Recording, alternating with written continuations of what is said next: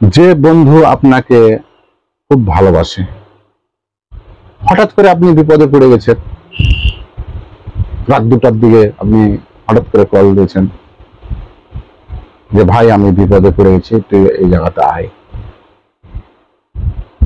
ওই বন্ধু যদি না যায় তাহলে ওই বন্ধু থেকে আপনারা দূরে থাকবেন, ওই বন্ধুর কোনো প্রয়োজন নাই। আর জীবন চলার পথে যদি আপনারা ভালো বন্ধু যদি নাই করতে পারেন তাহলে জীবন তো সাকসেসফুল না।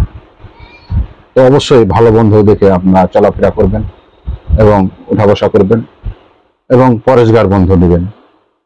তিনার মধ্যে ইসলাম কোনো আছে কিনা দেখবেন, কোরআন হাদিস মেনে চলে কিনা দেখবেন। কোরআন হাদিস মেনে না চললে তেনার সাথে চলার কোনো দরকারই নাই আমি মনে করি। আর অবশ্যই যদি ভিডিওটি ভালো লাগে লাইক কমেন্ট শেয়ার করে এমটিভি চ্যানেলের পাশে থাকবেন। এ বলে আমি শেষ করছি। আসসালামু আলাইকুম।